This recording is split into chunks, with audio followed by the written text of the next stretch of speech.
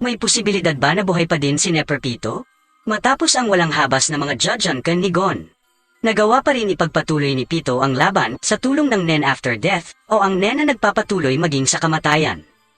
Gamit ang kanyang Nen ability na Terpsichore na pinalakas ng post-mortem Nen, nagawang makabawi ni Neferpito kay Gon. Ngunit hindi lang ito ang Nen ability ni Pito. Kaya ba siyang buhayin muli ng kanyang mas pinalakas na Dr. Blythe? Ngayong araw tatalakayin natin yan. Paano nga ba magagawa ni Pito na muling mabuhay muli? Ang sagot sa ating katanungan ay walang iba kundi ang post-mortem Nen. Dahil sa malakas na emosyon ng Nen user, nagagawa pa ring magpatuloy ng aura kahit pa ang user ay pumanaw na. Hindi lang yan, kaya rin palakasin ng post-mortem Nen ang Nen ability ng gumagamit. Ito ang dahilan kung bakit nagawa pa rin lumaban ni Pito, sa kabila ng pinsala na kanyang natamo mula kay Gon. Ngunit sapat na ba ang power boost ng post-mortem Nen upang buhayin muli si Pito? Susuriin natin ang isang kaso na nagawang buhayin muli ng post-mortem Nen ang gumagamit nito. Ang kasong aking tinutukoy ay walang iba kundi ang resulta ng labanang Hisoka vs Kurolo. Matagumpay na napanalo ni Kurolo ang deathmatch laban kay Hisoka.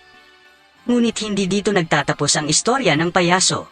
Sa tulong ng post-mortem Nen, nagawang i-restart ni Hisoka ang kanyang puso gamit ang mas pinalakas na bungee gum.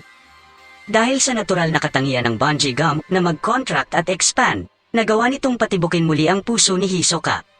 Dito natin napatunayan na may sapat na kakayanan ang post-mortem Nen na buhayin ang user nito. Sa kaso ni Pito, nagawa ng post-mortem Nen na palabasin muli ang mas pinalakas na Terpsichore. Kaya hindi imposible na magamit ulit ni Pito ang mas pinalakas pa na Dr. Blythe. Ang Dr. Blythe ni Pito ay may kakayahan na mag-regenerate ng organs. Napatunayan natin yan nang matagumpay na napagaling ni Pito ang grabing pinsalang natamo ni Kamugi.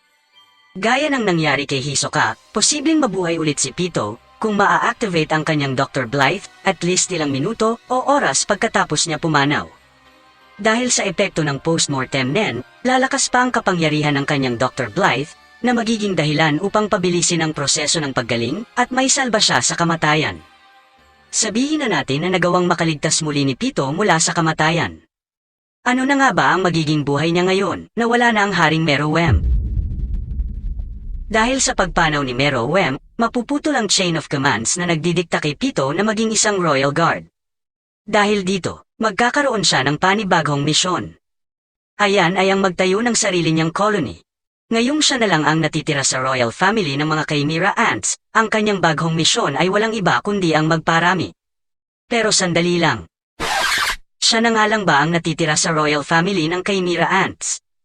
Tila may nakakalimutan ata tayong isang tauhan. Yan ay walang iba kundi ang kakambal ni Meruem. Walang iba kundi si Kite. Kung matatandaan natin, si Kite ay ipinanganak muli bilang kakambal ni Meruem. Ibig sabihin, siya ay may antas na kalibel ni Meruem. Walang iba kundi ang pagiging isang hari. Dahil dito, si Kite ay magkakaroon ng otoridad kay Pito. Kung magkikita ang dalawa, mare-restore ang chain of commands na magdidikta kay Pito bilang isang Royal Guard. Pero handa bang tanggapin ni Kite si Pito? Si Kite ay malapit sa mga hayop.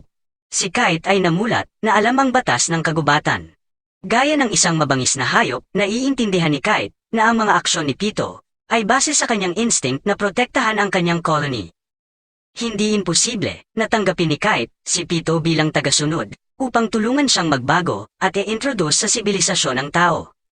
At dyan nagtatapos ang ating kwento. Naway nag-enjoy kayo.